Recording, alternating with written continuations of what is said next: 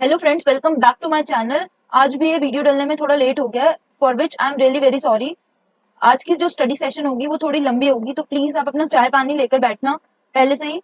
और आज हम ये अपना जो चैप्टर नंबर 3 है या reading number 3 overview of asset allocation, इसको हम कंप्लीट करेंगे और कल हम एक नए चैप्टर की शुरुआत करेंगे with a new day. So without wasting much of a time, let's get started. तो सबसे पहले जो हम आज देख रहे हैं वो है बेसिकली, आज जो हम देखने जा रहे हैं, एक सेकेंड, आज हम देखेंगे स्ट्रेटेजिक एसेट एलोकेशन, जो है एसेट ओनली वाला पार्ट, एसेट ओनली। ठीक है, इसमें जो हम देख रहे हैं, हमने जो कल 3 अप्रोचेस पढ़े थे portfolio manage sorry asset allocation में, तो उसमें हमने जो 3 अप्रोचेस पढ़े थे वो थे हमारे एसेट ओनली, लायबिलिटी रिलेटिव और गोल्स बेस्ड। और जिसने भी अगर नहीं रिविजन किया है तो प्लीज कल की वीडियो जाके देख लो और एक बार रिविजन कर लो। तो ठीक है, तो इसमें बेसिकली हमें आज करने 5 सब टॉपिक्स, जिसमें से जो 3 है, ये जो 3 अप्रोचेस थे एसेट ओनली, लायबिलिटी रिलेटिव और हमारा गोल्स बेस्ड अप्रोच, इनके केस स्टडीज को ही हम देखेंगे। और फिर जो लास्ट के 2 हैं उसमें हम बस रिस्क वाला पार्ट को देखेंगे। तो हम शुरू करते हैं। सबसे पहले है जो ये है हमारा strategic asset allocation, asset only. इसमें हम क्या करते हैं, बेसिकली हम हायर रिस्क एडजस्टेड रिटर्न को अचीव करने की कोशिश करते हैं। Portfolio with the highest Sharpe ratio को हम पोर्टफोलियो विद शार्प रेशियोज को हम लेते हैं, हाईएस्ट शार्प रेशियोज को। फाइनेंशियल थ्योरी ये सजेस्ट करती है कि जो ग्लोबल, हम बेसिकली हम कौन सा बोले, global market value weighted portfolio ले as a baseline asset allocation, क्योंकि वो सम करती है सारे जितने भी हमारे इन्वेस्टेबल एसेट्स है, global stocks, bonds, real estate, इन सबको हम एक पूरा ग्लोबल जो मार्केट वाला वैल्यू वेटेड पोर्टफोलियो उसको ले, क्योंकि वो एक हमारा बेसलाइन हो जाएगा एक पोर्टफोलियो बनाने का। क्योंकि हमारे पास वो सारे एसेट्स होंगे जिनको हम इन्वेस्ट कर सकते हैं, जिनमें हम इन्वेस्ट कर सकते हैं। ग्लोबल स्टॉक्स हो गए, बॉन्ड्स हो गए, रियल एस्टेट हो गए। और इससे क्या होगा, हमारी मिनिमाइज होगी डाइवर्सिफाइबल रिस्क और वो हाईली डाइवर्सिफाइड पोर्टफोलियो होगा। ठीक है, इसमें ये भी बोल रहे हैं कि ग्लोबल मार्केट पोर्टफोलियो जो होता है वो स्टार्टिंग पॉइंट होता है हमारा। क्यों? क्योंकि हमारा फर्स्ट जो हम 2 फेजेस में इसमें एक्सप्रेस कर सकते हैं ये वाला पॉइंट। क्योंकि फर्स्ट पॉइंट में हम ये बोल रहे हैं कि इसको हम देख सकते हैं, हम इसमें एलोकेट करते हैं अपने एसेट्स उसी प्रपोर्शन में जिस प्रपोर्शन में हमारे ग्लोबल एसेट्स एलोकेट हो रखे हैं। ओके, अगेन इसमें कुछ प्रॉब्लम आ रही है इस पेन में।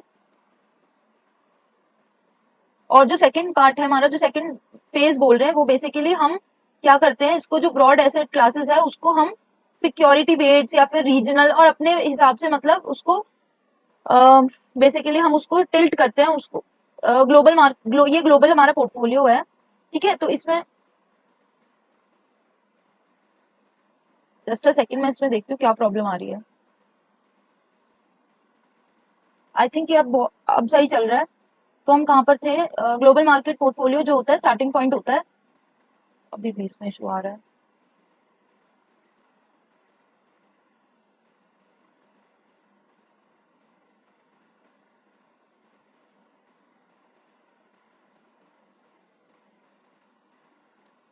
तो इसमें हम 2 फेजेस में इसको देखते हैं। फर्स्ट फेज जो हमारा होता है उसमें हम क्या करते हैं, प्रपोर्शन जो भी ग्लोबल एसेट्स ग्लोबल पोर्टफोलियो का होता है वही हम उसी प्रपोर्शन में इन्वेस्ट करते हैं। सेकंड, इसमें बोल रहे हैं कि हम डिसएग्रीगेट करते हैं each of these broad asset classes, किनके बेसिस पे,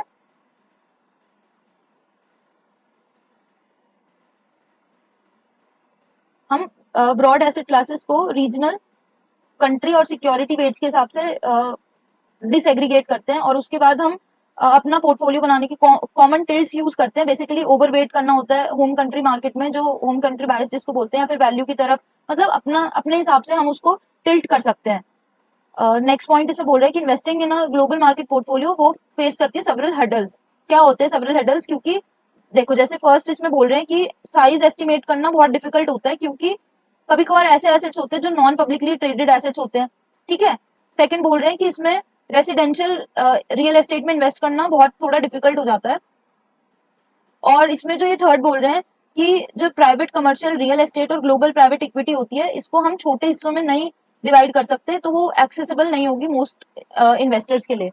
अब मैं इसमें एक पॉइंट बोलना चाहूंगी कि जो हमें पता है कि जो हमारी रियल एस्टेट वाली चीज है उसको हम स्मॉल पार्ट्स में डिवाइड नहीं कर सकते, उसको छोटे छोटे हिस्से नहीं कर सकते उसके। ठीक है, ये तो सबको पता है। तो इसलिए वो चाहे हम इतना छोटा पोर्शन करके किसी एक इन्वेस्टर को नहीं दे सकते उसके लिए, ठीक है। तो ये मतलब इसको छोटे हिस्सों में अगर हम डिवाइड कर रहे हैं तो वो एक्सेसिबल नहीं होगी पूरे बहुत सारे इन्वेस्टर्स के लिए। Proxies for the global market portfolio, इसकी जगह हम क्या ले सकते हैं, हम ले सकते हैं ईटीएफ्स। Next slide. अब हम इसमें केस स्टडी देख रहे हैं, एक जीपीएफसी, एक basically it is a hypothetical, एक कंपनी ली है, वो है sovereign fund, sovereign wealth fund है बेसिकली, ठीक है। तो इसमें ये क्या है, एक इमर्जिंग कंट्री को एग्जांपल लिया है, जिसको बोल रहे हैं हम कैफलैंडिया, ठीक है। वो क्या है, मतलब एक कंट्री है ये, एक कंट्री है कैफलैंडिया, उसके पास क्या है, बहुत सारे ऑयल रिजर्व्स है, जो पेट्रोलियम रिजर्व्स है उसके पास, वो अबेंडेंट है। तो इसमें ये क्या करने की कोशिश कर रहे हैं, री एक्सपोर्ट करेंगे। अगर इनके पास कोई भी रिसोर्सेज अबेंडन में है तो वो क्या करेंगे, उसको एक्सपोर्ट करेंगे, उससे क्या होगा, रेवेन्यू जनरेट होगा। तो वो रेवेन्यू का उन्होंने क्या किया है, एक सॉवरेन वेल्थ फंड बना दिया है, ठीक है। उसको फिर उनका गोल क्या है, गोल है बेसिकली कि शेयर करना जो बेनिफिट्स है वो फ्यूचर जनरेशन के लिए, और ताकि वो किससे एक्सपोर्ट कर रहे हैं वो कंट्री के पेट्रोलियम रिसोर्सेज, उनसे उसको रेवेन्यू मिल रहा है। फिर वो सॉवरेन वेल्थ फंड उन्होंने बनाया जिसका गोल है जो ये बेनिफिट्स है वो करंट और फ्यूचर जनरेशन में डिस्ट्रीब्यूट करना, ठीक है। ये इससे क्या कर रहे हैं हम, quantify its risk tolerance in traditional mean variance terms as willingness. अब मैं बताती हूँ ये जो क्वांटिफाई कर रहे हैं इनका रिस्क जो है, basically they can not take more than 17% की वॉलिटिलिटी, उसके हिसाब से ये अपने कंस्ट्रेंट्स बता रहे हैं। और इनका जो फंड, जो इनके जो सॉवरेन वेल्थ फंड है वो 90% से नीचे नहीं जाना चाहिए। इसमें इनका पूरा, अब हम एक क्या कर रहे हैं, ये इसकी इनकी करंट सिचुएशन है, ठीक है। ये क्या हो रहा है इसमें, ठीक है, ये इनकी करंट सिचुएशन है। अब हमने क्या किया, ये वाले जो एसेट्स है ये प्रपोज किए हैं, एबीसी वाला पार्ट जो है, हम ये इसको सिमुलेशंस के हिसाब से ये बना रहे हैं कि हमें कौन कौन से लेने चाहिए, ठीक है, कौन कौन सी एसेट एलोकेशन करनी चाहिए, जिससे हमारा जो बेसिकली हमारा एसेट ओनली वाला पार्ट देख रहे हैं हम, तो एसेट ओनली क्या करता है, हायर रिस्क एडजस्टेड रिटर्न देखता है। तो जिसका भी शार्प रेशियो ज्यादा होगा हम वो वाला जो मिक्स है उसको ले लेंगे। अब हम इसमें देख रहे हैं, देखो करंट में क्या है, 50% इनका, करंट में ये क्या ले रहे हैं, 50% इनकी इक्विटीज में डिवाइडेड है। वैसे ही जो नॉमिनल बॉन्ड्स है वो है हमारा 30%, और जो रियल एस्टेट है वो है हमारा 20%। तो जो मिक्स ए है उसमें क्या किया इन्होंने, बेसिकली दे हैव डाइवर्सिफाइड। जो ये 50 था उसको हमने क्या किया, 40 हमने ले लिया डोमेस्टिक, 10 हमने ले लिया ग्लोबल एक्स डोमेस्टिक, ठीक है। और जो बॉन्ड्स का पार्ट है उसको हमने सेम रखा है। रियल एस्टेट में भी हमने डाइवर्सिफाइंग स्ट्रेटेजी, जिसको बेसिकली हम हेज फंड बोलते हैं, उसमें ले लिया, और रियल एस्टेट में, ठीक है।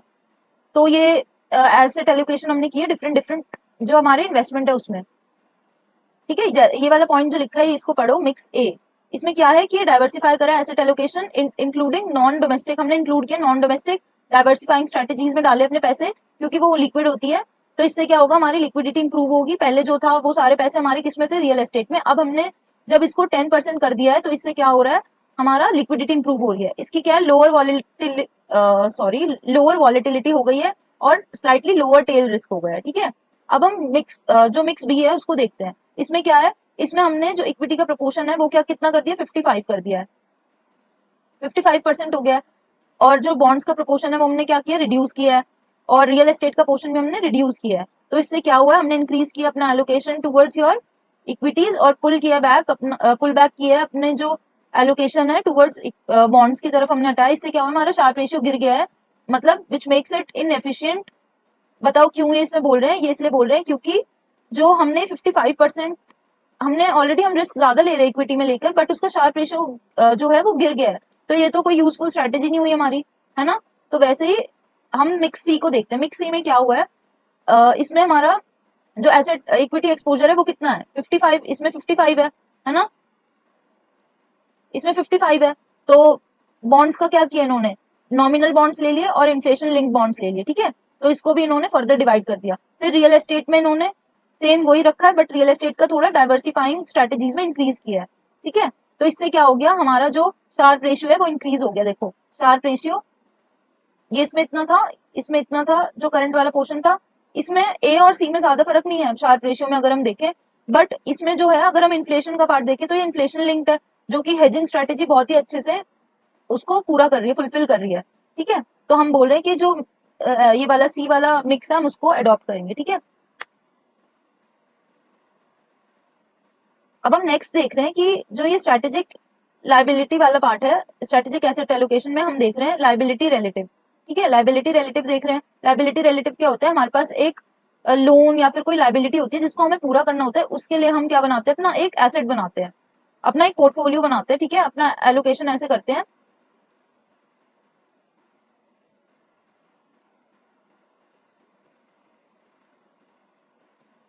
अपनी एलोकेशन कैसे करते हैं कि हम अपना उसको फुलफिल कर सके, उस लाइबिलिटी को फंड कर सके, बेसिकली एक राइट वर्ड होगा फंड करना लाइबिलिटी को, ठीक है। तो इसमें हमारा जो केस स्टडी है वो क्या ले रहे हैं हम, जीपीएलई, ये भी एक हाइपोथेटिकल कंपनी ले रहे हैं। What is dB, dB is nothing but your defined benefit plan, ठीक है। इसमें आप दो रिकमेंडेशंस है, देखो आप हमेशा हम इसमें क्या देखते हैं, फंडेड रेशियो देखते हैं। इसमें हम क्या देखते हैं, हम देखते हैं फंडेड रेशियो। माय गॉड,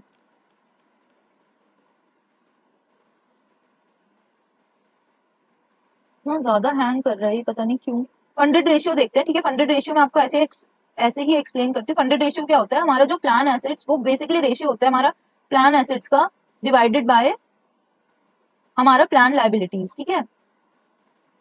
अब इसमें ये देखते हैं, फंडेड रेशियो बेसिकली हमें ये दिखाता है कि जो हमारे एसेट्स हैं वो क्या लाइबिलिटीज को फुलफिल कर पाएंगे, क्या उसको पूरा का पूरा मतलब ओवरकम, अगर हमारी ये लाइबिलिटीज है तो क्या एसेट्स उनको कवर कर पा रहे हैं। तो यहाँ पे देखते हैं हम, जो हमारे पेंशन एसेट्स है वो है 1.25, ठीक है, 1.25 है। और हमारी जो पेंशन लाइबिलिटी है वो कितनी है, 1.087। तो इससे क्या हो रहा है, क्या ज्यादा है, पेंशन एसेट ज्यादा है ना लाइबिलिटी से। तो इससे क्या हो रहा है, एक इकोनॉमिक नेटवर्थ क्रिएट हो रही है। यहाँ पर हमारे पास एक्चुअली में बफर है, ठीक है, इसको हम कहते हैं बफर है। हमारे पास एक्स्ट्रा है कि अगर हमारी मतलब हम अपने एसेट्स, हमारी लाइबिलिटीज को एसेट्स कवर कर रहा है और हमारे पास इतना बच भी रहा है। तो रिकमेंडेशन ए क्या बोल रहा है कि अगर हम एसेट ओनली परस्पेक्टिव रखते हैं, यानी कि इसमें क्या करते हैं, 65% की एलोकेशन हम डालते हैं ग्लोबल इक्विटीज में और 35% डालते हैं ग्लोबल फिक्स्ड इनकम में, ठीक है। इससे ये एक रिकमेंडेशन है। और दूसरी रिकमेंडेशन ये बोल रही है कि वो लाइबिलिटी रिलेटिव अप्रोच बोल रही है। तो इसमें ये बेसिकली ये बोल रहे हैं कि 90% हम फिक्स्ड इनकम पोर्टफोलियो में रखते हैं, ठीक है। इसका रीजन मैं बताती हूँ नेक्स्ट स्लाइड में कि ऐसा क्यों किया इन्होंने। और 10% जो एलोकेशन है वो हम बोल रहे हैं कि इक्विटीज में रखते हैं, ठीक है। तो इससे क्या होगा, जो हमारी देखो एक बार, इसमें जो 1.125 है वो 90% जो हमारी पोर्टफोलियो है वो किसमें है, हमारी फिक्स्ड इनकम में। तो वो उसको, जो हमारी पेंशन लाइबिलिटीज को है उसको अच्छे से कवर कर पा रही है। अगर हम 90% डाल रहे पैसे तो हमें इतने मिलेंगे, ठीक है, इतनी की इन्वेस्टमेंट हमें मिलेगी, इतना रिटर्न मिलेगी। तो क्या हमारी लाइबिलिटी पूरी हो रही है, हमारी पूरी हो रही है लाइबिलिटी। और हमारी बफर भी क्रिएट हो रही है थोड़ी सी, क्योंकि ये 1.125 ज्यादा है ना इससे 1087, ठीक है। नेक्स्ट स्लाइड में हम देखते हैं कि इसका रीजन क्या है कि इन्होंने कौन सा रिकमेंडेशन लिया है, ठीक है। A typical use of fixed income assets in liability, ये बोलते हैं कि हम बेसिकली जब भी लाइबिलिटी वाला पोर्शन देखते हैं ना, कि लाइबिलिटी वाला अप्रोच देख रहे हैं, तो हम ज्यादातर उसको किसको यूज करते हैं, फिक्स्ड इनकम एसेट्स को। इसका रीजन ये बोल रहे हैं, फिर इसमें प्रॉब्लम आ रही है। इसमें बोल रहे हैं कि फिक्स्ड इनकम एसेट्स को हम लाइबिलिटी रिलेटिव वाली पार्ट में क्यों देखते हैं, क्योंकि लाइबिलिटी वाला पार्ट क्या है, हमने लोन लिया है, ठीक है। लोन वाला जो पर्सपेक्टिव है वो किस में होता है, क्या मतलब ज्यादा उसमें इंपॉर्टेंट होता है, इंटरेस्ट रेट्स, ठीक है, इंटरेस्ट रेट्स इंपॉर्टेंट होते हैं, इंटरेस्ट रेट्स इंपॉर्टेंट होते हैं। तो इसमें जो उसका जो मेजर ड्राइवर होगा वो क्या है, लाइबिलिटी का भी हमें इंटरेस्ट रेट देना है, और जो बॉन्ड वैल्यू उसमें भी हमें क्या मिलता है, हमें इंटरेस्ट रेट्स कूपन के बेसिस पे मिलता है। जो कूपन्स मिलते हैं वो भी इंटरेस्ट रेट से होता है, वो भी फ्लक्चुएट होता है। अगर हम कोई पेमेंट इंटरेस्ट में कर रहे हैं और हम रिसीव भी इंटरेस्ट में कर रहे हैं तो हमारे चांसेस ऑफ रिस्क कम होते हैं, ठीक है। तो इसलिए हम हमेशा बॉन्ड्स को लेते हैं एज अ हेजिंग लाइबिलिटी, ठीक है। तो इसमें ये बोल रहे हैं कि बट अगर इन्फ्लेशन वाला पार्ट को मैं इंक्लूड करूँ ना, तो उसमें या तो इन्फ्लेशन लिंक बॉन्ड्स लो, या फिर जो इक्विटीज है वो लॉन्ग टर्म के लिए बहुत ही अच्छा मैच करती है लाइबिलिटीज को, ठीक है। वैसे ही अगर हम देख रहे हैं कि इन अंडर फंडेड फंड्स, अगर हमारे जो फंड्स है वो अंडर फंडेड है हमारे, जैसे ये वाला केस क्या था, जो प्लान एसेट्स थे हमारे वो थे ज्यादा प्लान लाइबिलिटीज के। तो इसमें क्या है, अगर हम अंडर फंडेड वाला पार्ट देख रहे हैं, अंडर फंडेड वाला पार्ट जिसमें कि प्लान जो एसेट्स है,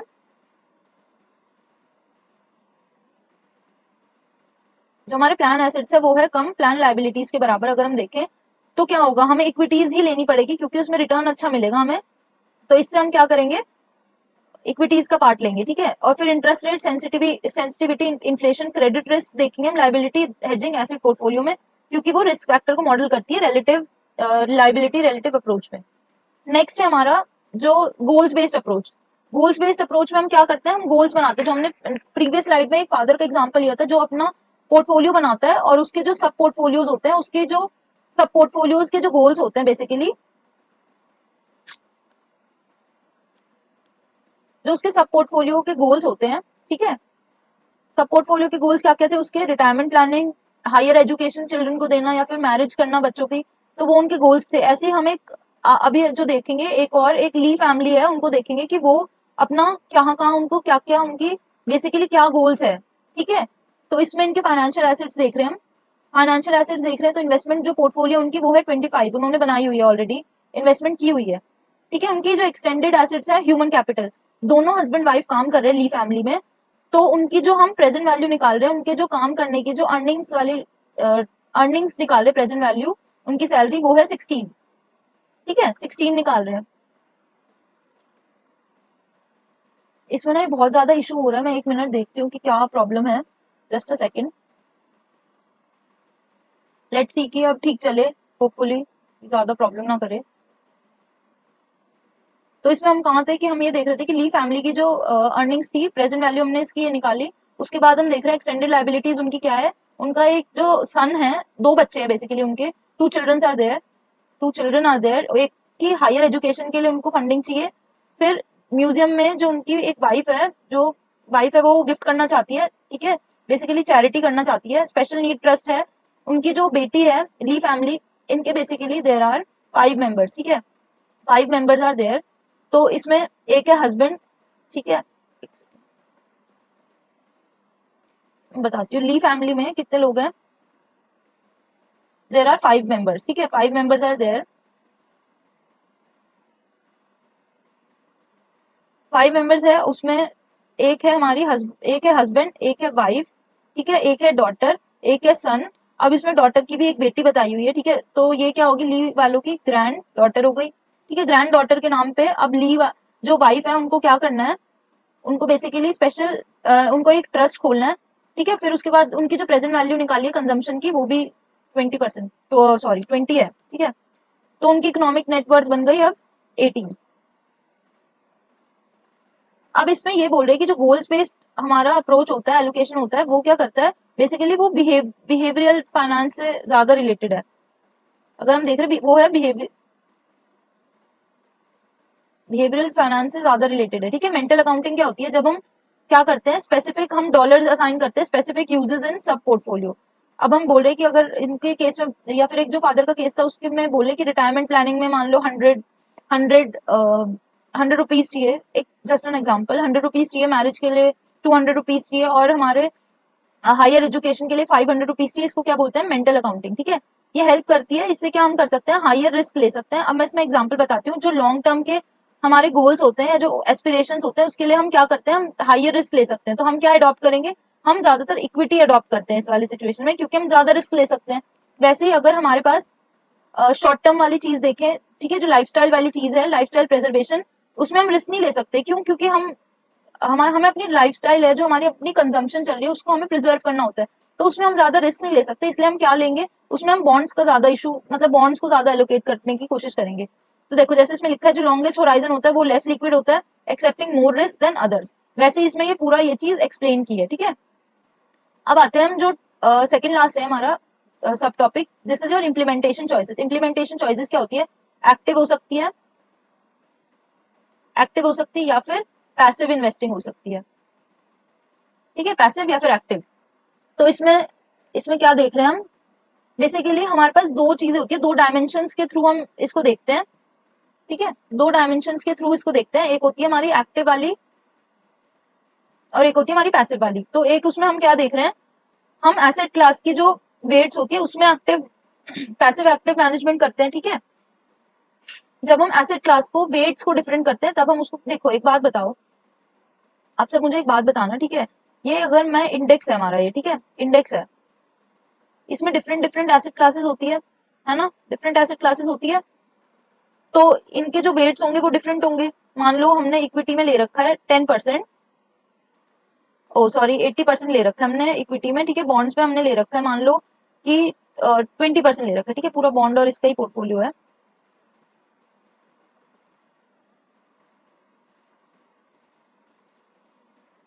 ठीक है। तो इसमें हम क्या देखते हैं, अगर मान लो कि एक पोर्टफोलियो है हमारा, इंडेक्स है, ईटीएफ है, तो उसमें इक्विटी है हमारा, ठीक है, इक्विटी ले रहे हैं हम जिसका पोर्शन है मान लो 70% है, बॉन्ड्स हम ले रहे हैं, दिस इज 30%, ठीक है। अब मैं बोल रही हूँ कि स्ट्रेटेजिक एलोकेशन क्या होती है, लॉन्ग टर्म इन्वेस्टमेंट, जो लॉन्ग टर्म इन्वेस्टमेंट प्लानिंग होती है उसको हम बोलते हैं स्ट्रेटेजिक एसेट एलोकेशन। हमारी जो टैक्टिकल एसेट एलोकेशन होती है वो क्या होती है, जब हम शॉर्ट टर्म के लिए डेलिबरेटली जो डिविएशंस करते हैं, ये वेट्स है, ठीक है, this is your weights, this is your basically benchmark weights है, ठीक है, but this is your weights of a portfolio वाला पार्ट। तो इसमें जो अगर हम चेंजेस करना चाह रहे हैं, मान लो कि इंटरेस्ट रेट जो है वो गिर गए, ठीक है, तो अब वो किसको फेवर करेगा, वो कर रहा है, या इंटरेस्ट रेट्स, हाँ इंक्रीज हो, इंटरेस्ट रेट्स अगर डिक्रीज होते हैं तो price of the bond increase होता है, तो इससे क्या फेवर होगा, हमारा बॉन्ड्स की वैल्यू इंक्रीज हो जाएगी, ठीक है।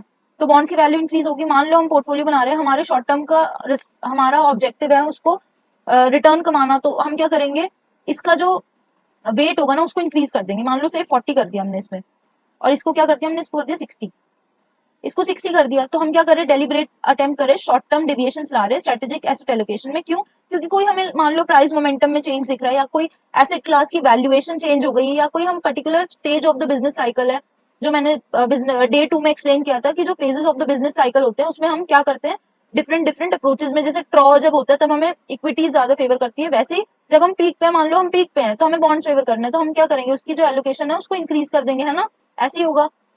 तो इसको बेसिकली हम क्या बोलते हैं, एक्टिव मैनेजमेंट होती है एसेट क्लास लेवल पे। हाँ, अब डायनेमिक एसेट एलोकेशन क्या होती है, ऐसी स्ट्रेटेजी जो मोटिवेट हुई है कोई लॉन्ग टर्म वैल्यूएशन सिग्नल्स के नाम पे, या फिर कोई इकोनॉमिक व्यू हमारा जो है वो चेंज हो गया है, तो हमने परमानेंटली जो हमारा स्ट्रेटेजिक एसेट एलोकेशन का पार्ट था वो ही चेंज कर दिया, उसकी वजह से जो हम वेट चेंज कर रहे हैं, लॉन्ग टर्म वैल्यूएशन सिग्नल्स मिल रहे हैं हमें, ऐसा कुछ, या इकोनॉमिक व्यूज जिसकी वजह से हम चेंज कर रहे हैं अपनी परमानेंटली, वो शॉर्ट टर्म के परस्पेक्टिव से नहीं है, शॉर्ट टर्म के परस्पेक्टिव से होगा तो वो हो जाएगा टैक्टिकल एसेट एलोकेशन, बट जो परमानेंटली चेंज हो जाए वो होगा हमारा डायनेमिक एसेट एलोकेशन। डायनेमिक मतलब जो टाइम के साथ चेंज हो रहा है, ठीक है। तो इसी से ही हमारा जो सोर्स ऑफ रिस्क भी जनरेट होता है, जब हम टैक्टिकल एसेट एलोकेशन करते हैं, उसी से ही हमारा जो सोर्स ऑफ रिस्क है वो भी जनरेट होता है। अब क्या होता है, हमें मार्केट को ना टाइम करना पड़ता है, क्यों, क्योंकि हमें बाय और सेल करना है शॉर्ट टर्म के लिए, तो हम क्या कर रहे हैं, शॉर्ट टर्म की चेंजेस कर रहे हैं, डायरेक्शनल व्यू बना रहे हैं शॉर्ट टर्म का, ठीक है।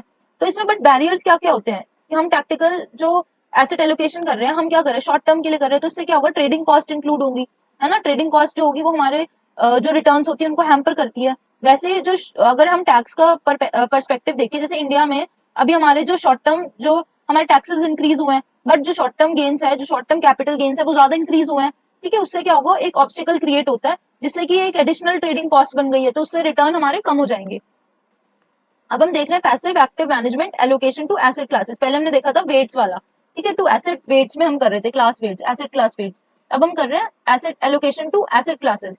हम एक्टिव पैसिव बेसिकली एक तरीका हम कर रहे हैं कि एक्टिव पैसिव मैनेजमेंट कर रहे हैं, किस लिए, अब हम पहले हम देख रहे थे वेट्स, अब हम क्या देख रहे हैं, हम थोड़ा ब्रॉडर पर्सपेक्टिव से देख रहे हैं कि एसेट क्लासेस को हम देख रहे हैं, ठीक है। तो इसमें क्या है, हम डिसीजन बनाते हैं कि हाउ मच कैपिटल और कैपिटल एक्टिव रिस्क हम कितना एलोकेट करेंगे एसेट क्लासेस के अंडर में, ठीक है। तो जो सेकंड बोल रहे हैं, सेकंड पॉइंट बोल रहे हैं कि पोर्टफोलियो जो कॉम्पोजिशन होता है डज नॉट रिएक्ट, हमारा पैसिव मैनेजमेंट अप्रोच इसको एक्सप्लेन कर रहा है इस वाली पूरी स्लाइड में। इसमें क्या बोल रहे हैं कि जो हमारा पैसिव मैनेजमेंट होता है, पैसिव मतलब लिटरल मीनिंग होता है जो रिएक्ट नहीं करता। रिएक्ट किस चीज को नहीं करता, हमारा ऐसा एक पोर्टफोलियो है, ठीक है, जो रिएक्ट नहीं कर रहा प्राइस चेंजेस या कोई भी ऐसे चेंजेस हो रहे हैं, जैसे मैं एक मान लो एक एनालिस्ट हूं, तो मैं अपना मेरा इंसाइट होगा कि ये होना चाहिए, सेक्टर रोटेशंस करेंगे हम या कुछ और करेंगे, तो उसको भी इम्पैक्ट नहीं करता। हमने जो मतलब पैसिवली यानी कि अगर मान लो हमें कोई निफ्टी में अगर हमें वो करना है, हमें स्टॉक्स में इन्वेस्ट करना है, तो हम मान लो ईटीएफ में इन्वेस्ट कर रहे हैं, निफ्टी 20 में इन्वेस्ट कर रहे हैं, ठीक है, निफ्टी 20 में इन्वेस्ट कर रहे हैं, तो वो क्या है, हमारा ईटीएफ है, तो जितना भी वो वेट्स लेंगे उतने ही हम ले लेंगे, तो हमें कोई फर्क नहीं पड़ रहा। हम जैसे एसआईपी नहीं करते कि हम कर ही जा रहे कुछ कुछ टाइम के लिए, हमें कोई वो नहीं हो रहा कि चाहे मार्केट ऊपर गिरे चाहे नीचे गिरे, हमें ईटीएफ्स में पैसे डालने ही डालने हैं, तो उसे बोलते हैं पैसिव मैनेजमेंट अप्रोच, ठीक है। तो अब इसमें ये बोल रहे हैं नेक्स्ट पॉइंट में कि वो रिफ्लेक्ट करती है हमारा जब हम टिल्ट करते हैं अपने एलोकेशन टुवर्ड्स वैल्यू। अब मैं इसमें एक चीज बताती हूँ, ऐसे भी एक्टिव मैनेजमेंट मानी गई है, जैसे जो वैल्यू इन्वेस्टिंग करते हैं, वैल्यू इन्वेस्टिंग और ग्रोथ इन्वेस्टिंग में डिफरेंस होता है। वैल्यू इन्वेस्टिंग में आपको अभी समझाती हूँ, मैं मान लो एक एनालिस्ट हूँ या मैं एक फंड मैनेजर हूँ, तो मैं एक ऐसे स्टॉक्स को पिक करूंगी जिसमें कि हमारा वैल्यू जो फंडामेंटल जो फंडामेंटली अच्छे होंगे, है ना। ऐसे मैं मतलब मेरा ये अप्रोच होगा कि जिनके भी फंडामेंटल्स अच्छे होंगे, जिन कंपनीज के या जिन स्टॉक्स के, मैं उनको अपनी पोर्टफोलियो में ऐड कर लूंगी, उसको विदाउट एनी मतलब हम देखेंगे नहीं कुछ भी, ठीक है। इसमें ये लिखा देखो, इवन अ मोर एक्टिव अप्रोच क्या होती है, जब इन्वेस्ट करते हैं हम इक्विटी में, तब वैल्यू इन्वेस्टिंग करते हैं हम, और हम इनहांस करते हैं अपनी return through security selection. Security selection is हमारा मेन क्राइटेरिया होता है। हम ऐसे स्टॉक्स अच्छे चुनते हैं जिनसे क्या होगा, हमारी फंडामेंटल्स अच्छी है तो उससे रिटर्न्स अच्छे आते हैं, चाहे वो मार्केट अप जाए चाहे डाउन जाए। ये भी एक हमारा बेसिकली हमारा रिटर्न वाला पार्ट है कि हम कैसे अप्रोच कर रहे हैं। द डिग्री ऑफ, हमारी डिग्री कैसे मेजर होगी कि एक्टिव मैनेजमेंट हम कितना एक्टिवली हमने हमारा कितना एक्टिवली मैनेज है कोई भी पोर्टफोलियो, वो डिग्री कैसे हम देखेंगे कितना है, इतने परसेंटेज है या इतना है, कैसे देखेंगे 10% है 20 है, कैसे पता चलेगा हमें? ऐसे पता चलेगा जब हम ट्रैकिंग जो रिस्क है और एक्टिव शेयर को हम देखते हैं। एक्टिव शेयर क्या होता है? अच्छा, active share is nothing but your, जैसे मान लो this is your benchmark weights, ठीक है, ये बेंचमार्क वेट्स है, दिस इज योर पोर्टफोलियो वाला वेट। तो हमारा एक्टिव शेयर क्या होगा, जिसको मैं एएस से डिनोट कर रही हूँ। मान लो बेंचमार्क वेट क्या है हमारा, 70 है इक्विटी का, और वैसे ही हम बोल रहे हैं कि बेंचमार्क वेट है हमारा बॉन्ड्स का 30, ठीक है। This is your equity and this is your bonds, ठीक है।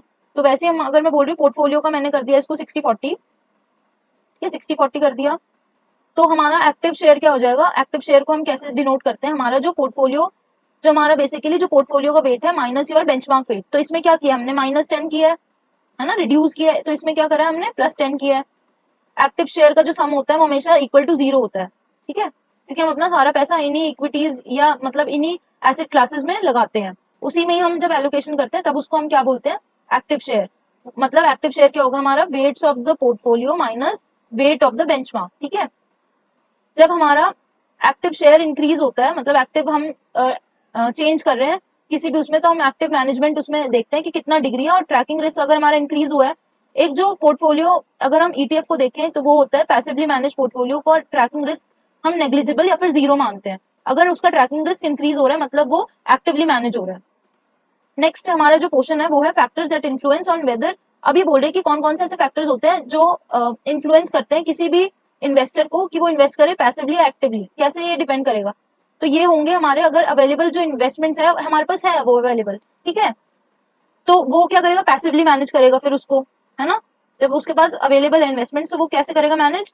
वो पैसिवली करेगा। Scalability of active strategies being considered. क्या हम जो स्केलेबिलिटी क्या होता है? हमें किसी बड़े प्लेटफॉर्म पे उसको हम इंक्रीज कर सकते हैं अपने एक्टिव स्ट्रेटेजीज को, तब हम उसको बोलते हैं, हम उसको कि एक्टिवली उसको मैनेज कर पा रहे हैं। अगर स्केलेबिलिटी है तो हम लेंगे एक्टिव वाला पर्सपेक्टिव, ठीक है, एक्टिवली मैनेज करेंगे किसी भी चीज को। अब जो नेक्स्ट वाला बोल रहे हैं, हम ये बोल रहे हैं कि feasibility of investing passively while incorporating client specific constraints. मान लो कि किसी की ईसीजी की रिक्वायरमेंट है, ठीक है, कि वो ईसीजी वाला इन्वेस्टर है, कि वो एनवायरमेंट, सोशल और गवर्नेंस वाले फैक्टर्स को देखता है या एम्फेसिस करता है, फोकस है उसका। तो उससे क्या होगा? जो इन्वेस्टर का जो इन्वेस्टिंग क्राइटेरिया है वो अलाइन नहीं करेगा इंडेक्स वाले प्रोडक्ट्स के साथ। तो इसके साथ भी हम क्या करेंगे? एक्टिव वाला पर्सपेक्टिव लेंगे, क्योंकि उसकी कंस्ट्रेंट्स है स्पेसिफिक, जो कि हम एक पैसिव वाले पार्ट में या कोई पैसिव वाले ईटीएफ में उसको अप्लाई नहीं कर सकते। वैसे हम अगर फोर्थ वाला पॉइंट देखें, वो है हमारा बिलीफ है अगर कोई कि मार्केट बहुत ही अच्छे से काम करती है, इन्फॉर्मेशनल एफिशिएंसी है, तो इसमें हम लेंगे पैसिव वाला पार्ट, क्योंकि हम ये बोल रहे हैं कि हम ऐसा कुछ नहीं कर सकते, कोई ऐसा एलोकेशन नहीं कर सकते जिससे कि हम कोई भी एक्स्ट्रा रिटर्न कमा सके। हम ये बोल रहे हैं कि जो मार्केट है वो बहुत एफिशिएंट है, वो अपने आप ऐसे, जो हम इसका मतलब बेसिकली ये कहने का मतलब होता है कि जो जितने भी हमारे इन्वेस्टर्स है वो बहुत वेल इन्फॉर्म्ड है, और हमारी जो जो भी मतलब अगर कोई न्यूज आ रही है वो बहुत अच्छे से बहुत ही जल्दी उसको फैक्टर हो जाती है उस प्राइजेस में, ठीक है, तो वो फैक्टर हो जाती है, तो उससे ज्यादा लैग नहीं होता, जिससे कि हम कोई बेनिफिट नहीं ले सकते अगर हम कोई एक्टिवली मैनेज कर रहे हैं, ठीक है। ये इसमें समझ आया आपको ये वाला पॉइंट? इसमें मैं बेसिकली ये बोलना चाह रही हूँ कि मार्केट्स बहुत एफिशिएंट है, उसमें कोई टाइम लैग नहीं है। इन्वेस्टर्स जो है, जितने भी सारे जो बायर्स है और सेलर्स है, वो बहुत अच्छे से उसको उस जो अपॉर्चुनिटी उसको फटाफट से ग्रैब कर पा रहे हैं, और उस एसेट प्राइसेस में वो फटाफट से शो हो रहा है। तो हम ऐसा कोई भी अपॉर्चुनिटीज नहीं उठा सकते जिससे कि हम एक्स्ट्रा रिटर्न कमा सके। तो इसमें ये वाला जो बिलीफ है, तो इससे क्या होगा? हम ये बोल रहे हैं कि पैसिवली फिर मैनेज करते हैं अगर मार्केट्स बहुत एफिशिएंट है। और फिफ्थ पॉइंट इसमें ये बोल रहे हैं कि द ट्रेड ऑफ एक्सपेक्टेड अब हम इसमें ये देख रहे हैं फिफ्थ पॉइंट में कि जो हमारे एक्टिवली हम उसको कॉस्ट और बेनिफिट एनालिसिस करेंगे इसमें। बेसिकली अगर मैं बोल रही हूँ कि ट्रेडिंग कॉस्ट एक्टिवली मैनेज करने का, बेसिकली जो एक्टिव अगर हम कोई भी चीज मैनेज करें, एक्टिवली मैनेज पोर्टफोलियो है, तो उसमें मैनेजमेंट कॉस्ट आएगा, है ना, मैनेजमेंट कॉस्ट आएगा, ट्रेडिंग कॉस्ट आएगा। क्यों? क्योंकि हम बाय और सेल बहुत ही फ्रीक्वेंटली कर रहे हैं। तो अगर हम ये वाला पर्सपेक्टिव देख रहे हैं, हम ये वाला पॉइंट देख रहे हैं, तो क्या वो उतना ज्यादा, मतलब जितना हम कॉस्ट लगा रहे हैं, कि क्या हमें उतना बेनिफिट मिल पा रहा है? अगर नहीं मिल पा रहा तो अच्छा है कि हम पैसिव भी करें, पैसिव इन्वेस्टिंग ही करें, एक्टिव में क्यों जाए जब हमें एक्स्ट्रा रिटर्न ही नहीं मिल रहे और हम एक्स्ट्रा कॉस्ट भी बेयर कर रहे हैं। ठीक है, तो टैक्स नेक्स्ट पॉइंट जो है हमारा वो है टैक्स स्टेटस। ठीक है, जो टैक्स स्टेटस है वो क्या कह रहा है, वो बोल रहा है कि वो हायर हर्डल्स कर देता है। और क्यों? अगर टैक्स ज्यादा हो जाएगा किसी का, वो भी एक कॉस्ट है, जैसे ही कॉस्ट ज्यादा होगा तो हम किसकी तरफ जाएंगे? हम पैसिव इन्वेस्टिंग की तरफ जाएंगे। सेम इसमें यही बता रहे हैं कि जो मोस्ट पैसिव इन्वेस्टमेंट होती है, या वो क्या होती है, हमारी इंडेक्स होती है। ठीक है, और मोस्ट एक्टिव होगी अनकंस्ट्रेन्ड मैंडेट्स, कोई कंस्ट्रेंट नहीं है। इसमें ये बोल रहे हैं जैसे जैसे ट्रैकिंग जो रिस्क होगा वो इंक्रीज होगा, हम किसकी तरफ मूव करेंगे? हम जाएंगे पैसिव से एक्टिव की तरफ। ठीक है, और अगर हमारा जो एक्टिव शेयर है वो इंक्रीज होगा रिलेटिव टू योर बेंचमार्क, अगर मान लो, ठीक है, एक्टिव शेयर हमारा इंक्रीज हुआ है, तो वो भी क्या होगा? पैसिव से हम एक्टिव की तरफ गए। ये वाला जो पोर्शन है, ये वाला जो एग्जिबिट है, ये अंडरस्टूड हो गया। ठीक है, अब हम नेक्स्ट एग्जिबिट देखते हैं। एग्जिबिट नंबर 14, ही मैंने सारा करिकुलम से ही लिया हुआ है। अब इसमें ये बोल रहे हैं कि जो ये भी बेसिकली एग्जांपल है, ये आप देख लेना। ठीक है, ये एग्जांपल्स ही दिखाए हुए हैं इसमें कि जो इंडेक्स होगा वो भी मोस्ट पैसिव होगा, जो बीच में आएगा वो होगा हमारा वेल डाइवर्सिफाइड एक्टिव स्ट्रेटेजीज, और जो मोस्ट एक्टिव वाला पार्ट होगा वो होगा हमारा aggressive non diversified strategies. Next हम देख रहे हैं, जो अभी तक हमने क्या देखा है, जो अप्रोच हमने एसेट एलोकेशन में लिया है वो हमने रिटर्न के पर्सपेक्टिव से ली है सारी की सारी। जो ये वाली स्लाइड है, जो या फिर और जो नेक्स्ट हम जो चैप्टर पढ़ेंगे, chapter number 4 principles of asset allocation, उसमें हम रिस्क के पर्सपेक्टिव से अब हम एसेट बनाएंगे। पहले क्या कर रहे थे, हमें रिटर्न चाहिए था, मान लो हमें अच्छा रिटर्न चाहिए तो हम वो एसेट क्लासेस लेते जो हमें अच्छा खासा रिटर्न दे। अब हम ऐसा इस वाली स्लाइड में हम अभी देख रहे हैं कि ऐसा हम एसेट एलोकेशन करेंगे जिसमें हमारा रिस्क कम हो। ठीक है, रिस्क के लेंस से अब हम देख रहे हैं पूरा एसेट एलोकेशन वाला पार्ट। तो ठीक है, इसमें क्या बोल रहे हैं कि ये how risk is distributed across assets देखेंगे। ठीक है, विदाउट कंसिडरेशन ऑफ एसेट की जो एक्सपेक्टेड रिटर्न्स है हम उसको कंसिडर नहीं करेंगे। इसमें एक एग्जांपल ले सकते हैं, risk parity approach. Risk parity approach क्या होती है, जितने भी हमने एसेट क्लास लिया, मान लो मेरा जो रिस्क लेने की कैपेसिटी है, जो वॉलिटिलिटी लेने की कैपेसिटी वो है 10% में रिस्क या वॉलिटिलिटी ले सकती हूँ, और मेरे पास मान लो 5 एसेट क्लासेस है, तो मैं क्या करूंगी, इक्वली उसको डिवाइड कर दूंगी। अपने जो रिस्क वाला पार्ट है वो क्या करूंगी, मैं डिवाइड कर दूंगी इक्वली। ठीक है, इक्वली अपने 5 एसेट क्लासेस के बिटवीन डिवाइड करूंगी, तो हर एक में कितना आएगा, 2% आएगा। ठीक है, तो वो बोल रहे हैं कि रिस्क बजटिंग क्या एड्रेस करती है, कि हमें कौन से टाइप के रिस्क लेने हैं और कितने रिस्क लेने हैं। ठीक है, तो इसमें हम क्या देख रहे हैं, रिस्क के लेंस से अब हम एसेट एलोकेशन को देख रहे हैं। रिस्क को हम क्वांटिफाई कर सकते हैं इन वेरियस वे। एग्जांपल, अगर मेरे कंसर्न है वॉलिटिलिटी, तो मैं क्या लूंगी, वेरिएंस और स्टैंडर्ड डिविएशन। मेरा मेजर जो होगा क्वांटिफाई करने का वॉलिटिलिटी को, क्या होगा, वो होगा वेरिएंस और स्टैंडर्ड डिविएशन। अगर मैं टेल रिस्क देख रही हूँ, टेल रिस्क क्या होता है कि कितना मेरा ज्यादा मैक्सिमम लॉस हो सकता है अगर कोई एक्सट्रीम इवेंट हुआ है, तो उसके लिए हम क्या देखते हैं, VAR is your value at risk. ठीक है, या फिर ड्रॉ डाउन, कि कितना मेरा जो पोर्टफोलियो वो डाउनफॉल हो सकता है। अगर कोई मान लो कोविड वाली सिचुएशन आई, तो वो कितना मेरा जो पोर्टफोलियो वो गिर जाएगा। ठीक है, वैसे अगर मैं देखूं जो एक्टिव रिस्क वाला पार्ट है वो क्या होता है कि how much benchmark, active risk budgeting होता है कि हमारा जो बेंचमार्क का रिस्क है, या जो बेंचमार्क के हिसाब से हमारा पोर्टफोलियो का कितना रिस्क है, उसको हम क्या बोलते हैं, एक्टिव रिस्क बजटिंग। ये है हमारा पोर्टफोलियो, हाँ, ये हमारा बेंचमार्क और ये हमारा पोर्टफोलियो। ठीक है, तो इसमें 2 तरह के लेवल्स ऑफ रिस्क बजटिंग होती है, एक होती है ओवरऑल एसेट एलोकेशन, ठीक है, और एक होती है इंडिविजुअल एसेट क्लासेस में। ये होती है टैक्टिकल एसेट एलोकेशन में रेलिवेंट होती है, और ये वाली जो होती है रेलिवेंट होती है कि हाउ द एलोकेशन, हम कैसे एलोकेशन कर रहे हैं between, how the allocation to those asset classes is invested, कैसे वो इन्वेस्ट हुई है। लास्ट है ये हमारा सब टॉपिक आज का। ठीक है, बहुत लंबी हो गई है वीडियो और लेक्चर, बट हम इसको फटाफट से कंप्लीट करते हैं और फिर हम ताकि नेक्स्ट चैप्टर शुरू कर सके।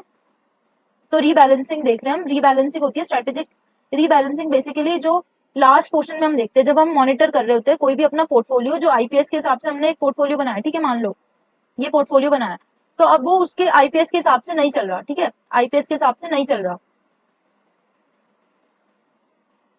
आईपीएस के हिसाब से नहीं चल रहा। अब हम क्या करेंगे उसके हिसाब से, फिर हम उसको करेंगे रीबैलेंस। रीबैलेंसिंग में क्या करते हैं, हम वेट्स को चेंज करते हैं, है ना। रीबैलेंसिंग में हम वेट्स को चेंज करते हैं। तो हम यही देख रहे हैं कि रीबैलेंसिंग क्या होती है। बेसिकली वी चेंज या एडजस्ट करते हैं पोर्टफोलियो के weights to more closely align with the strategic asset allocation. जो हमने लॉन्ग टर्म की इन्वेस्टमेंट प्लानिंग की है उसके उसके जब हमने कोई भी इन्वेस्टमेंट प्लानिंग की, हमने एक आईपीएस में पोर्टफोलियो बना दिया बेसिकली कि हम ये अचीव करेंगे, ये वाला रिटर्न, ये वाला गोल अचीव करेंगे, तो हम ये वाला हमारा वेट्स होगा। बट वो हमारे प्राइसेस चेंज होते हैं, हमारी इकोनॉमिक जो व्यू होता है या फिर मार्केट्स की जो सिनेरियो होता है, बुल रन या बियर रन या अलग अलग मार्केट चलती है, तो उसके हिसाब से हमारे वेट्स हमें डिस्ट्रीब्यूट या एडजस्ट करना पड़ता है। तो हम उसको क्या बोलते हैं, हम उसको बोलते हैं रीबैलेंसिंग। वो जो पार्ट है वो डॉक्यूमेंट किया जाता है आईपीएस में, वो ऑलरेडी रिटर्न होता है कि हम कब कब रीबैलेंसिंग करेंगे। ठीक है, कब हम करते हैं, जब हमारे इन्वेस्टर का एक तो इन्वेस्टर का सर्कमस्टांस चेंज हो गया, मान लो उसको बीक्वेस्ट मिल गई बहुत ज्यादा, तो हमें करना पड़ेगा, या फिर रिवाइज करेंगे, इकोनॉमिक आउटलुक चेंज हो गया, या फिर हम टैक्टिकल एसेट एलोकेशन हमने की है, तो या फिर प्राइसेस चेंज हो गए, एसेट प्राइसेस, तो उसकी वजह से डिविएट हो गए वो टारगेट वेट से, तो हमें उसको क्या करना पड़ेगा, रीबैलेंस करना पड़ेगा। ठीक है, रीबैलेंसिंग का जो मेन बेसिकली मेजर रोल होता है वो होता है रिस्क कंट्रोल करना, ना कि रिटर्न एनहांसमेंट। ये इसका फोकस नहीं होता, उसका फोकस क्या होता है रीबैलेंसिंग का, रिस्क कंट्रोल करना। जो रीबैलेंसिंग होती है वो होती है काउंटर सिक्लिकल। किसी को भी नहीं पसंद कि वो जो बेस्ट परफॉर्मिंग जो पार्ट है या एसेट है हम उसको बेच दें। ठीक है, काउंटर सिक्लिकल होती है। अब इसमें ये बोल रहे हैं कि फ्रेमवर्क क्या होता है, कैसे हम रीबैलेंसिंग करते हैं। एक होती है कैलेंडर रीबैलेंसिंग, जिसमें कि हम एक टाइम पीरियड बांध लेते हैं कि हमें मान लो हमें मंथली करना तो करना ही है, क्वार्टरली, सेमी एनुअली और एनुअली, तो ये वाले हमने कर लिया कि हमें ये करना ही करना है, मंथली करना है, क्वार्टरली, सेमी एनुअली और एनुअली। ठीक है, तो ये क्या हो गया, कैलेंडर या फिर टाइम वाली जो पार्ट हो गया वो हो गया कैलेंडर रीबैलेंसिंग। तो इसके हिसाब से हम शेड्यूल करते हैं अपना पोर्टफोलियो के रिव्यूज। सेकंड होता है हमारा रीबैलेंसिंग होता है, वो होता है परसेंट रेंज रीबैलेंसिंग। इसमें अब ये बोल रहे हैं कि मान लो कि मैंने एक पोर्टफोलियो बनाया जिसमें कि इसमें एग्जांपल है एक एसेट क्लास, मान लो इक्विटी को मैंने दे रखा है 50%। ठीक है, अब उसकी जो एलोकेशन है वो हो गई चेंज, तो अब मैं क्या करूंगी, अब इसकी एलोकेशन चेंज हो गई, जो इसका वेट था वो बेसिकली चेंज हो गया हमारे पोर्टफोलियो में। अब मैं क्या करूंगी, ट्रिगर पॉइंट्स ले लूंगी। अब मुझे कैसे पता चलेगा कि ये जो हमारी इक्विटी है इसको, ये इसका वेट चेंज हो गया तो मेरे को इसको रीबैलेंस करना है। अब इसमें ये बोल रहे हैं कि हम ना एक रेंज बना लेंगे, मान लो इक्विटी ना 10% अप एंड डाउन चलती है, तो हमने बोला कि अगर 45% होगा, 45 और 55%। ठीक है, अगर मैं ये बोल रही हूँ इक्विटी की जो वेट है वो 45 से नीचे चली गई और 55 से अगर ऊपर चली गई तो मेरे को रीबैलेंस करना पड़ेगा। मैंने क्या किया, एक परसेंटेज कर दिया। किसके हिसाब से किया, ये वॉलेटिलिटी जो उसके, मैंने पास के जो डेटा है उसको देखा कि इक्विटी की जो वॉलेटिलिटी होती है वो कितनी होती है। ठीक है, मैंने देखा कि वो 10% होती है, तो मैंने क्या किया, ये ट्रिगर पॉइंट्स है। ट्रिगर पॉइंट्स क्या होते हैं, ट्रिगर पॉइंट्स वो होते हैं जैसे मान लो एक ऐसे जो पॉइंट्स है जिनके नीचे जाएगा तो हमें रीबैलेंस करना है, या जिसके ऊपर जाएगा तो हमें रीबैलेंस करना है। क्या हो गया, ट्रिगर कर रहे हैं बेसिकली। किस चीज को ट्रिगर कर रहे हैं, एक फंड मैनेजर को ट्रिगर कर रहे हैं। ट्रिगर मतलब ऐसे से बोल रहे हैं कि आपको रीबैलेंसिंग करने की जरूरत है। ठीक है, उसको पोक कर रहे हैं कि आपको रीबैलेंसिंग करने की जरूरत है, तो वो क्या है, ट्रिगर कर रहे हैं। ठीक है, रीबैलेंसिंग रेंज क्या हो गई, ये हमारी रीबैलेंसिंग रेंज हो गई 45 से लेके 55। ठीक है, इसमें हम क्या करेंगे, हम रीबैलेंसिंग नहीं करेंगे। क्यों, क्योंकि हमें पता है कि हाँ इक्विटी चलो अप एंड डाउन इतना चलती है, तो हम इस पे क्या करेंगे, रीबैलेंसिंग नहीं करेंगे। रीबैलेंसिंग रेंज होती है हमारी जो जो हमारी ट्रिगर पॉइंट्स के बीच में वाली रेंज को बोलते हैं रीबैलेंसिंग रेंज। ठीक है, इसमें क्या करेंगे हम, अब इसमें 3 क्वेश्चंस को हमें करना पड़ता है कि हाउ फ्रीक्वेंटली, ये वाले इस वाली लाइन पे हूं मैं, how frequently is the portfolio value. कितना अब हम फ्रीक्वेंटली देखें, फ्रीक्वेंटली तो हमें देखना ही नहीं, हमें बेसिकली आना है और क्या करना है, हमें ये देखना है कि कितना हमारा ट्रिगर पॉइंट से अप एंड डाउन तो नहीं गया। अगर हमारा अप एंड डाउन चला गया तो वो चाहे हमें डेली करना पड़े या वीकली करना पड़े या मंथली या एनुअली हमें करना पड़ेगा। ठीक है, ये हमें करना ही पड़ेगा जैसे ये ट्रिगर पॉइंट्स को ये ट्रिगर करती है। अब ये बोल रहे हैं कि what size deviation triggers rebalancing, कौन सी जो साइज होती है वो ट्रिगर करती है रीबैलेंसिंग। अब इसमें इसमें ये बोल रहे हैं कि जो ट्रिगर पॉइंट्स होते हैं वो कैसे बनते हैं, वो बनते हैं या तो हम ट्रेडिशनल प्रैक्टिस जो पहले से चलता आ रहा है वो वाले हम ट्रिगर पॉइंट्स ले लेके, हाँ इतना परसेंट ले लेते हैं, चलो एसेट इक्विटी की इतना ले लेते हैं हम, इतना प्लस माइनस परसेंटेज ले लेते हैं इक्विटी की, इतने प्लस माइनस परसेंटेज ले लेते हैं बॉन्ड्स की। वैसे ही हम देखते हैं ट्रांजैक्शन कॉस्ट को देखते हैं, फिर हम देखते हैं एसेट क्लास की वॉलेटिलिटी को। ठीक है, जैसे इक्विटी की वॉलेटिलिटी ज्यादा होती है तो हम ट्रिगर पॉइंट्स का करेंगे, हम थोड़ा वाइड रेंज बनाएंगे, रीबैलेंसिंग की जो रेंज होगी वो थोड़ी ज्यादा होगी। क्यों, क्योंकि इसकी वॉलेटिलिटी ज्यादा। वैसे बॉन्ड्स की अगर हम लेंगे तो उसकी जो हमारी ट्रिगर पॉइंट्स होगी वो होगी कम, उसकी जो रेंज होगी वो होगी कम। ठीक है, तो इसमें डिफरेंट डिफरेंट पॉइंट्स है कि हम क्या क्या देखेंगे कब हम उसको रीबैलेंस करेंगे। जो हमारा लास्ट क्वेश्चन है वो हम बोल रहे हैं कि हमें फुल्ली और पार्शियली करेक्ट करना पड़ता है। अब इसमें ये बोल रहे हैं कि हम या तो रीबैलेंस कर सकते हैं जो हमने टारगेट बनाया था वो वाले वेट्स के, या हम क्या कर सकते हैं, रीबैलेंस कर सकते हैं रेंज के एज पे, या हम रीबैलेंस कर सकते हैं आधा, कि मान लो ये चला गया 45 पे तो हम कितना कर सकते हैं, मान लो यहाँ पे इसका क्या है, इसका मिड पॉइंट है इसका मिड पॉइंट वैसे 50 आ रहा है, या तो हमने उसको क्या किया 52 कर दिया या 51 कर दिया वैसे, या फिर हम टारगेट वेट के हिसाब से, ठीक है, यही वाला पार्ट है। अब जो ये लास्ट स्लाइड में ये क्या बोल रहे हैं, this is your last slide, ठीक है। आई होप कि सब लोग बहुत ज्यादा थक गए होंगे, इतना ज्यादा था ये आज का जो हमारा स्टडी मटेरियल था। मेरे को भी बनाने में बहुत टाइम लग गया और पढ़ने में मेरे को भी बहुत ज्यादा टाइम लग गया, तभी ये वीडियो बहुत ज्यादा लेट अपलोड होगी आज। तो हम ये लास्ट स्लाइड फटाफट से कंप्लीट करते हैं। स्ट्रेटेजिक कंसिडरेशंस क्या होती है रीबैलेंसिंग में, एक तो ये मेरा पेन, स्ट्रेटेजिक कंसिडरेशन क्या होती है रीबैलेंसिंग में। अब ये बोल रहे हैं कि अगर जिसकी हायर ट्रांजैक्शन कॉस्ट होगी उससे क्या होगा, हमें जिसकी ज्यादा, मान लो कोई एसेट क्लास है उसकी ट्रांजैक्शन कॉस्ट ज्यादा है, तो हमें ज्यादा बड़ा वाइड रीबैलेंसिंग रेंज लेना पड़ेगा। अगर कोई रिस्क एवर्स इन्वेस्टर्स है वो क्या करेगा, वो उसको वॉलेटिलिटी नहीं चाहिए, ठीक है, उसको क्या करना पड़ेगा, फिर टाइटर रीबैलेंसिंग रेंज होना चाहिए उसके लिए। तो अगर मैं बोल रही हूँ कि कोरिलेटेड जो है एसेट्स, लेस कोरिलेटेड एसेट्स, तो हम उसके लिए भी टाइटर रीबैलेंसिंग रेंज लेंगे। अगर मैं बोल रही हूँ कि मैं मोमेंटम या फिर ट्रेंड को फेवर कर रही हूँ, जैसे कि मोमेंटम ट्रेडिंग होती है जो हमने लेवल 1 में पढ़ा था। ये मोमेंटम ट्रेडिंग क्या होती है कि ऐसे ये मार्केट गई तो हमें पता था कि ये ऊपर जाएगी थोड़े शॉर्ट टर्म के लिए, तो मैंने क्या किया, मोमेंटम मतलब जब भीड़ या सारे सब लोग का पॉइंट ऑफ व्यू सेम है कि वो बुलिश है या एक डायरेक्शनल व्यू है, तो उसको हम बोलते हैं एक ट्रेंड या फिर एक मोमेंटम। वो वाला हमें अगर पता है कि वो है, तो उस मोमेंटम है हमें पता है, तो हम क्या लेंगे, वाइडर रीबैलेंस करेंगे, वाइडर रेंज होगी हमारी, ठीक है।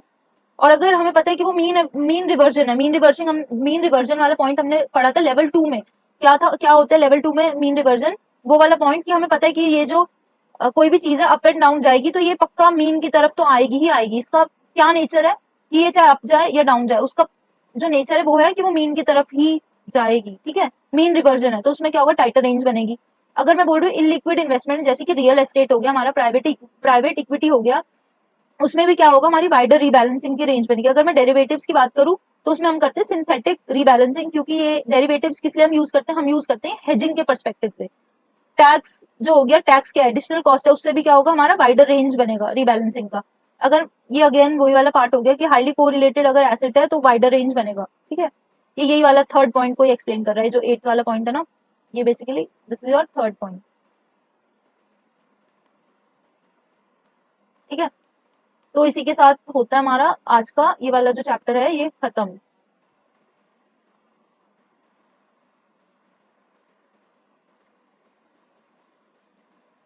तो इसी के साथ जो हमारा रीडिंग नंबर 3 है, ओवरव्यू ऑफ एसेट एलोकेशन, वो होता है खत्म। अब हम नेक्स्ट शुरू करेंगे अपना जो लर्निंग मॉड्यूल नंबर 4 है एसेट एलोकेशन में। अब हमारे सिर्फ 2 चैप्टर बचे हैं एसेट एलोकेशन में, ठीक है। कल से हम शुरू करेंगे ये वाला chapter, principles of asset allocation, ठीक है। तो ये वाला हम कंप्लीट करेंगे 3 दिन में, वो कंप्लीट होगा 3 दिन में, वो 6 दिन में हमारा पूरा एसेट एलोकेशन कंप्लीट हो जाएगा। ओके, तो मैं बस ये बोलना चाहूंगी, कोई भी चीज हम जब शुरू करते हैं ना, तो उसके लिए हमें मोटिवेशन की जरूरत पड़ती है, बट किसी काम को खत्म करने के लिए हमें डिसिप्लिन और कंसिस्टेंसी चाहिए ही होती है। जैसे मैं आके कंसिस्टेंटली डिसिप्लिन वे में यहाँ पे पढ़ रही हूँ और स्लाइड्स बना रही हूँ, और साथ में आप सबके लिए वीडियोस डाल रही हूँ रेगुलरली ऑन डेली बेसिस। थोड़ा लेट हो रहा है मान रही हूँ, बट डाल रही हूँ वीडियोस रेगुलरली। तो आपसे भी मेरे को यही एक कंसिस्टेंसी की, एक मैं ये चाहूंगी कि आप लोग भी कंसिस्टेंट होए, ठीक है। कंसिस्टेंटली आओ और सारे वीडियोस को देखो प्लीज। अगर आप थोड़ा सा मेरे को मोटिवेट कर दो कि मेरी जो वीडियोस है उनको प्लीज लाइक कर दो और प्लीज सब्सक्राइब कर दो। मेरी आपसे बहुत ज्यादा रिक्वेस्ट है ये चीज की, कि मेरे को भी थोड़ी मोटिवेशन मिलेगी कि हाँ मैं डिसिप्लिन हूँ और कंसिस्टेंट हूँ, तो इसका मुझे रिजल्ट भी मिल रहा है, ठीक है। तो इसी के साथ मैं खत्म करती हूँ वाली अपनी वीडियो, अपना स्टडी सेशन, ये वाला जो स्टडी लेक्चर था। तो अब हम कल मिलते हैं, ठीक है। Good bye and keep learning. हम सबको CFA लेवल 3 क्लियर करना है 90 डेज में, ये हमारा टारगेट है। So keep learning. Signing off.